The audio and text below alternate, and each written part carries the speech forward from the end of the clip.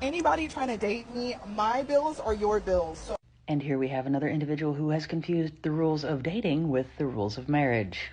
I don't care whose car it is. You're trying to date me. You're trying to take a load off of me. Exactly when did dating come to mean taking the load off of someone financially?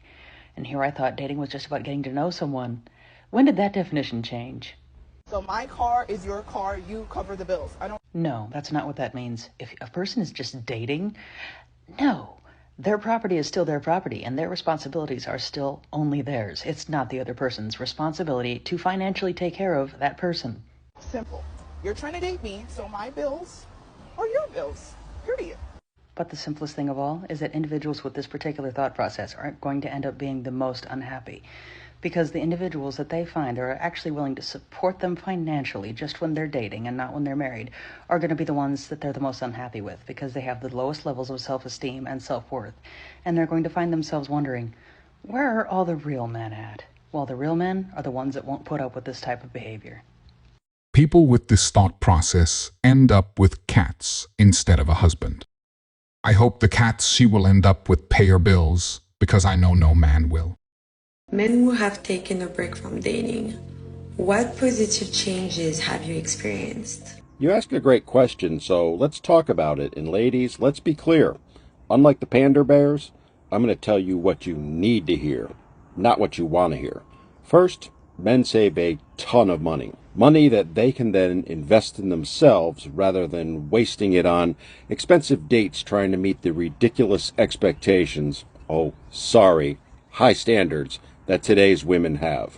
Next, they have more time and energy. Trying to date today is mentally, physically, and emotionally exhausting for men. Men have found that by walking away, they can go do things that they enjoy instead of wasting hours swiping right on dating apps or trying to get the attention of women, most of whom think that they're entitled to a 10 when at best they themselves are a 3, 4, or 5. And finally, when men give up on dating and relationships, they find the one thing that they want more than anything else. The thing they rarely, if ever, get in relationships with women. They find peace and happiness. The bottom line, ladies, is this. You can keep doing what you're doing, blaming men for anything and everything, or you can take responsibility for your actions. Acknowledge that your expectations of perfection are completely absurd and take accountability for the way you've mistreated men all these years. The choice is yours, but let's be very clear, ladies. Until you decide to choose the latter,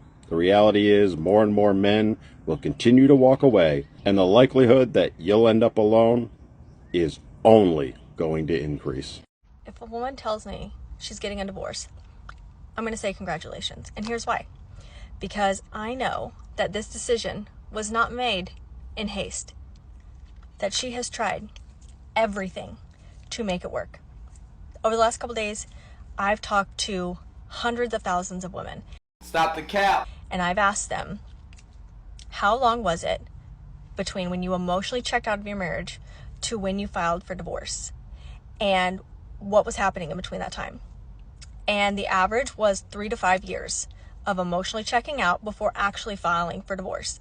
So women don't just wake up on a random Wednesday morning and decide, you know what, I'm going to divorce my husband today. According to you, they emotionally check out 3 to 5 years ago, yet say nothing and don't try to fix it. Next, he's going to mention being happy as an excuse. Because happy women don't leave good marriages.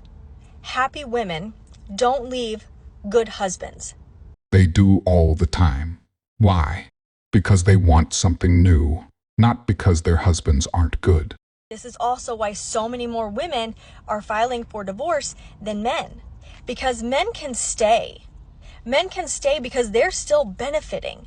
Because especially if they have kids, the wife is still stepping up and caring for the house. She's caring for the kids.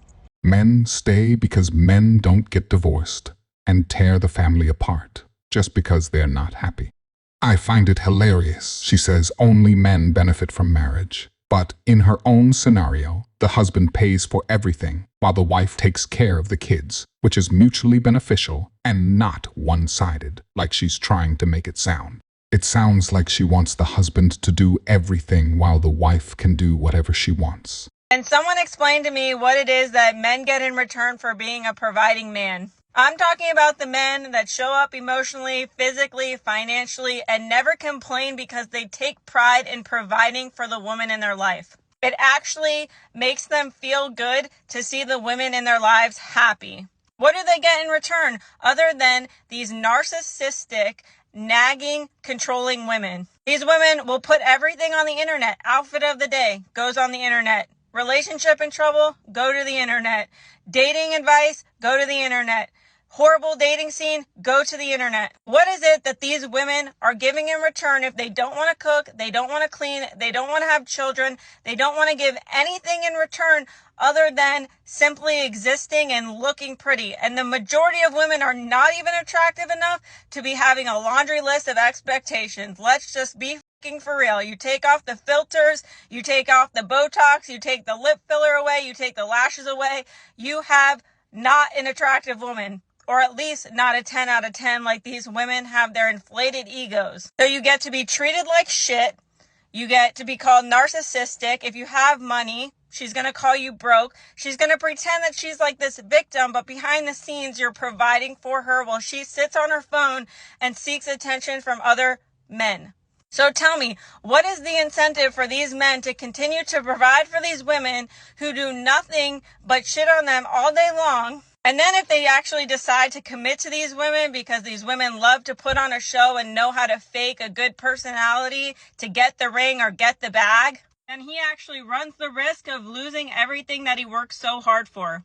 These women are not worth paying for submission. So make it make sense. What is it that incentivizes a providing man to continue to look for a good woman? Number one, you should be dating multiple men. You need to be dating 2 to 3 men baseline, okay? Let me tell you why.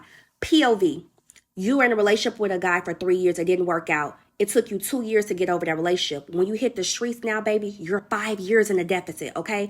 You don't even know what you like. You don't even know what's outside. You need to know what you like. They young, they old, they tall, they short. Try your hand at it, baby. You need to go outside. You need to date to learn what you like.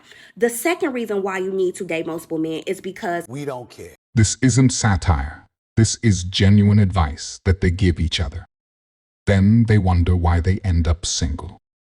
For some odd reason, divorced or single women tend to give the most destructive advice, and when they end up just like the people they got their advice from, they ask, where are all the good men? Men are the problem. Every single woman I know has a vision for the future, knows what they want out of life. You ask a woman where she sees herself in 10 years, she has an idea. Men, on the other hand, ask a man where he sees himself in 10 years. He doesn't know. Ask him if he wants a relationship. He doesn't know. Ask him if he sees himself having kids. He doesn't know. And I know people are going to be like, that's a lifestyle. Not everyone has to want kids. Oh, I'm not talking about men who say, I don't want to get married or have kids. I'm talking about the men who, I don't know, maybe. 35 years old. Figure it out. What do you want? You live in your brain 24/7 and you don't even know what you want? Newsflash. Going out 4 nights a week, binge drinking, is shallow and empty and meaningless. It's not a life. It can be a phase in your life. We're talking about 40-year-old men who've just done that